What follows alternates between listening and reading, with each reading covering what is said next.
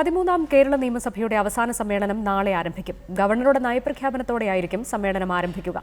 സോളാറും ബാറും കത്തുനിൽക്കെ നിയമസഭ പ്രക്ഷുബ്ധമാകും. 13ാം കേരള നിയമസഭയുടെ അവസാനത്തെ സമ്മേളനമാണ് നാളെ ആരംഭിക്കുന്നത്.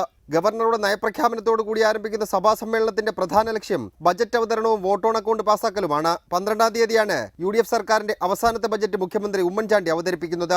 5 ഓർഡിനൻസുകളാണ് ഈ സഭാ സമ്മേളനത്തിൽ നിയമമാക്കാനുള്ളത്. ഹർത്താൽ നിയന്ത്രണ ബില്ലും സഭയുടെ പരിഗണനയ്ക്ക് വന്നേക്കാം. അതേസമയം സോളാറിൽ സരിത നടത്തിയ വെളിപ്പെടുത്തലും ബാർക്കോഴയും കൊടുമ്പിരി കൊണ്ടിരിക്കെ സഭാ സമ്മേളനം സുഗമമായി പോകില്ലെന്ന് ഉറപ്പാണ്. നയപ്രഖ്യാപനം നടത്താൻ ഗവർണർ എത്തരുതെന്ന് വരെ ആവശ്യപ്പെട്ട പ്രതിപക്ഷം ഈ സഭാ സമ്മേളനം സുഗമമായി നടക്കില്ലെന്ന് പറയാതെ പറയുകയായിരുന്നു. ബജറ്റ് അവതരിപ്പിക്കാൻ മുഖ്യമന്ത്രിക്ക് അർഹതയില്ലെന്ന് വ്യക്തമാക്കിയിട്ടുള്ള പ്രതിപക്ഷം പക്ഷേ കഴിഞ്ഞ തവണത്തെ പോലെ ബജറ്റ് അവതരണം തടയാൻ സാധ്യതയില്ല. കഴിഞ്ഞ കാലങ്ങളിൽ മാണിയിലും ബാബുവിലും കേന്ദ്രീകരിച്ച പ്രതിഷേധം ഇത്തവണ സർക്കാരിനെതിരെയാക്കി മാറ്റാനാണ് പ്രതിപക്ഷത്തിന്റെ നീക്കം. ചുരുക്കത്തിൽ പ്രതിപക്ഷ പ്രതിരോധത്തെ മറികടക്കാൻ UDF സർവ്വ ആയുധങ്ങളും എടുത്ത് പ്രയോഗിക്കേണ്ടി വരും. നിയമസഭയിൽ ഗവർണറുടെ നയപ്രഖ്യാപന പ്രസംഗം നാളെ ഉണ്ടാകും.